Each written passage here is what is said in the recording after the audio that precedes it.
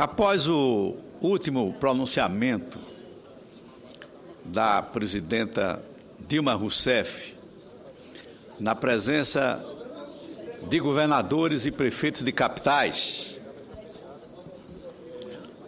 a reforma política passou a ser manchete de todos os jornais brasileiros, notadamente porque a presidenta Dilma propôs um debate sobre uma constituinte exclusiva para tratar da chamada reforma política.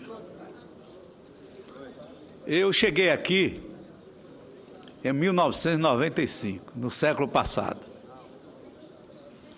Eu estava conversando com o senador José Pimentel, no Ceará.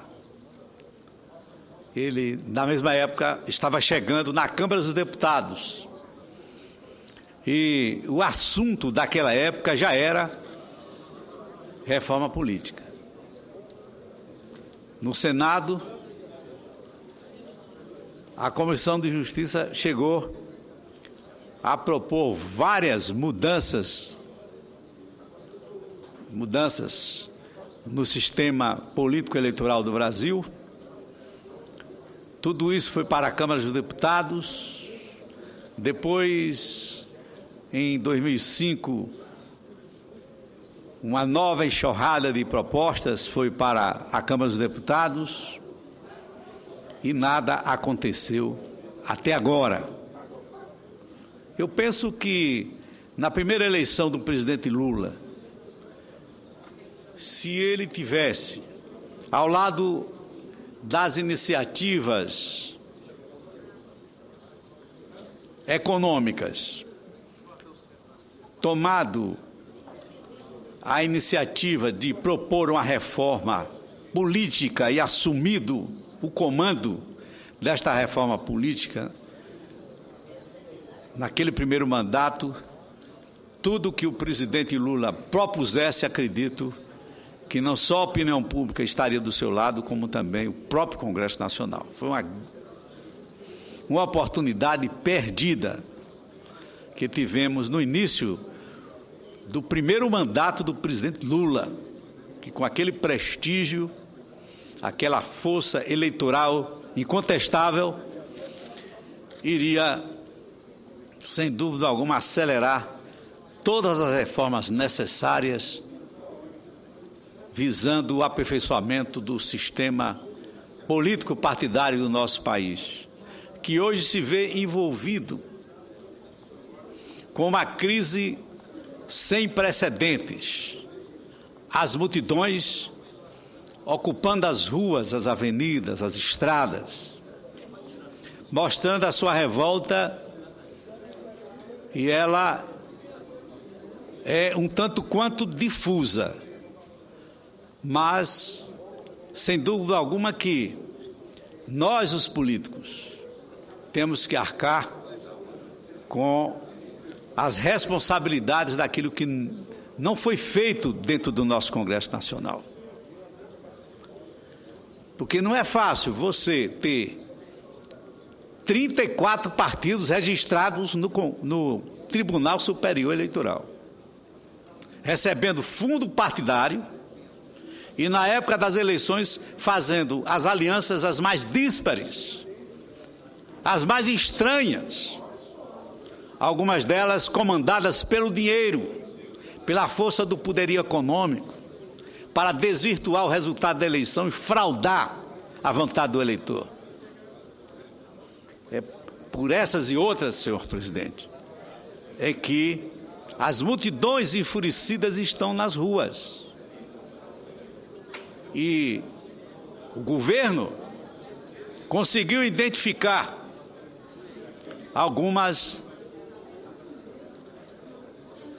das legítimas pretensões ou reivindicações populares, como a melhoria do sistema de transporte, nosso Brasil que é caótico, como a saúde e a segurança pública, como outros tantos fatores que estão desencadeando essa insatisfação popular. A propósito, senhor presidente, eu não quero ter a pretensão de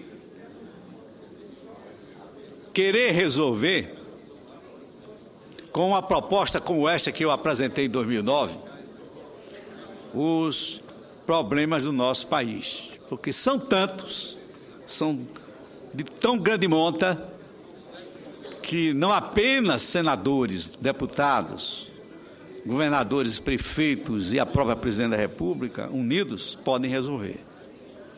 É preciso que haja uma sintonia entre o que a sociedade quer e o que nós vamos fazer.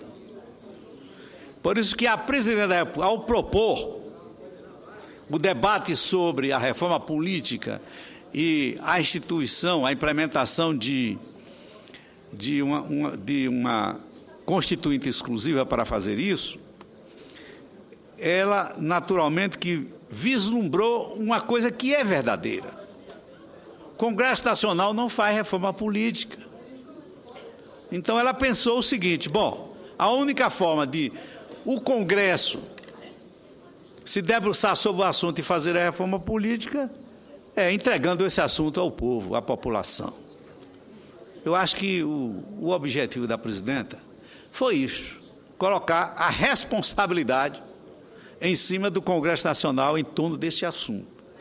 Agora, só faltou, a meu ver, aquilo que hoje foi discutido amplamente na reunião com as lideranças, faltou uma conversa antecipada da presidenta da República com o presidente do Congresso, presidente da Câmara e as lideranças, inclusive da oposição. Por que não?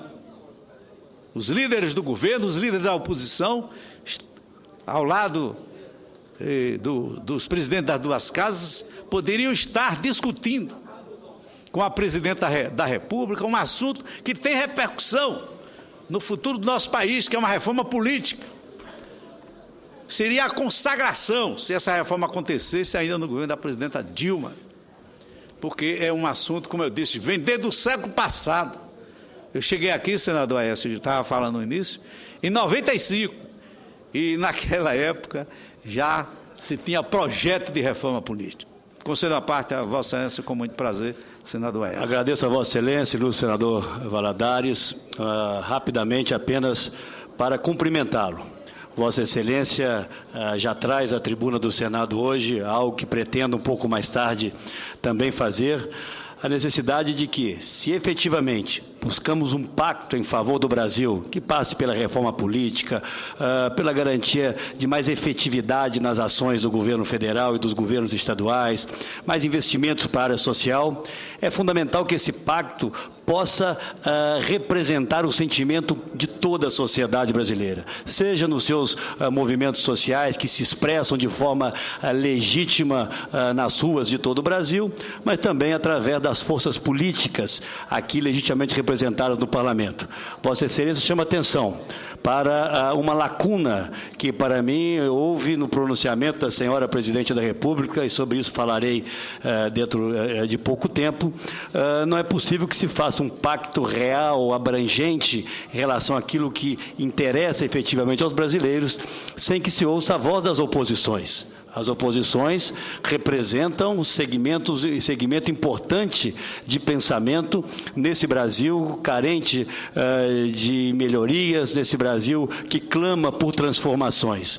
Portanto, Vossa Excelência já havia se referido a isso um pouco mais cedo na reunião de líderes, traz novamente esse assunto ao plenário e eu procurarei, dentro de pouco tempo, em nome do meu partido, trazer uma sugestão de agenda à Presidente da República, de medidas que dependem única e exclusivamente da ação do governo federal para que sejam implementadas e, pelo menos em parte, possam responder a essa justa e necessária movimentação ou manifestação por mudanças que existem no Brasil. Portanto, Vossa Excelência, de forma, mais uma vez, extremamente oportuna, busca ampliar esse debate, incluindo todos os segmentos de pensamento existentes no Brasil e não apenas aqueles que apoiam o governo. Obrigado, senhor senador. Agradeço ao senador Aécio.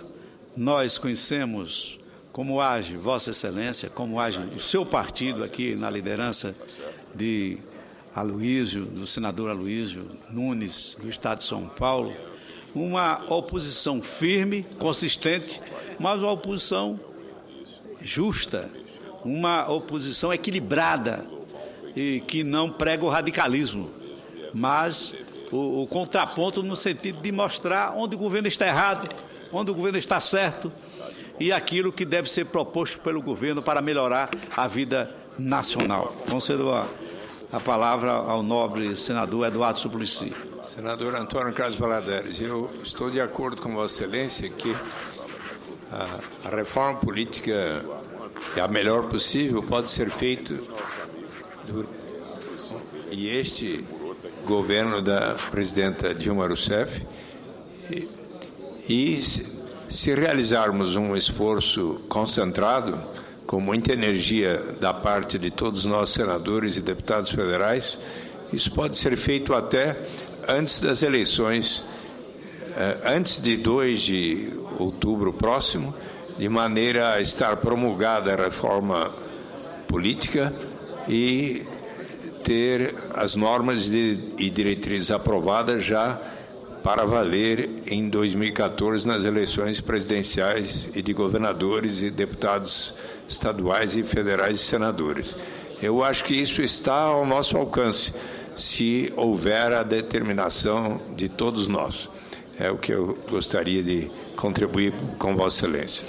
Senador Eduardo Suplicy, eu não tenho o dom da sapiência, nem o dom da adivinhação sobre o que vai acontecer amanhã. Mas se nós não fizermos as reformas, alguém vai fazer. É preciso que tenhamos o máximo de cuidado para que as instituições democráticas sejam preservadas a todo custo. Se nós não fizermos as reformas, elas serão feitas de qualquer forma. E espero que sejam feitas através do processo limpo, puro e transparente da democracia. Senador Armando Monteiro, é um prazer ouvi-lo. Meu caro senador Valadares, eu quero dizer que sou sempre muito reconhecida essa sua forma de fazer de externar as suas posições, com a ponderação, com equilíbrio, com a capacidade de análise que só as pessoas que têm uma trajetória e que têm um acúmulo, uma maturidade podem fazer. Acho que Vossa Excelência colocou muito bem. A presidente Dilma levantou uma questão, né? Essa tese da Constituinte exclusiva, de resto, não é nova, mas isso tudo traduz uma visão instrumental. O que interessa verdadeiramente é discutir a urgência e o conteúdo da reforma. E acho que levantar essa ideia do plebiscito, etc., é algo que serve para que o Congresso Nacional, como muito bem Vossa Excelência lembra, reaja a essa demanda, justa demanda que vem das ruas.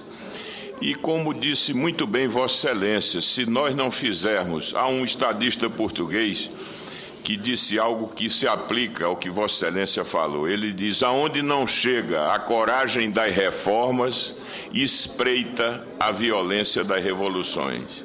Então, ou o Brasil efetivamente reage e promove as reformas, ou então elas virão de outra forma. Portanto, eu me congratulo com Vossa Excelência e me associo ao seu pronunciamento. Senador Armando Monteiro, aqui está uma proposta que eu disse que não tem a pretensão de resolver essa questão da reforma política. Mas eu proponho, desde 2009, está na Comissão de Justiça, a convocação de um plebiscito sobre a realização de uma constituinte exclusiva para rever os dispositivos constitucionais referentes ao sistema de governo, presidencialismo ou parlamentarismo, político-eleitoral, quer dizer, a reforma político-eleitoral, e o sistema tributário. Nós sabemos, senador Armando, que o sistema tributário ele tem que ser reformado, mas para ser reformado é preciso o quê? O apoio dos estados, dos municípios, muitos dos quais não querem abrir mão, a própria União, que detém o maior bolo da arrecadação tributária, também não abre mão de nada. Eu acho que só uma constituinte para fazer uma reforma tributária, um pacto federativo, só uma constituinte mesmo. Agora, está aqui, eu lembrei hoje ao senador Vital do Rui, que é o presidente da Comissão de Justiça, que pelo menos para debater, nomeia assim o relator e vamos debater esse decreto legislativo, que é de 2009, que assegura aquilo que é competência do Congresso Nacional, no artigo 49, inciso 15, que diz que o plebiscito é uma autorização do Legislativo, é uma competência do Congresso Nacional. Portanto, senhor presidente, eram essas as palavras que eu queria proferir e dizer o seguinte, que a presidenta lançou uma ideia, eu acho que em cima de uma crise realmente muito grande que o país está vivendo, mas é uma ideia que tem que ser debatida. Por que não? Ela é a presidenta da República, vamos debater a questão do plebiscito, como será feito esse plebiscito, como será feita essa Assembleia Constituinte, se o plebiscito é para aprovar determinados pontos da reforma, ou se o plebiscito é mesmo para fazer, para autorizar a realização de uma Assembleia Nacional Constituinte exclusiva. Agradeço a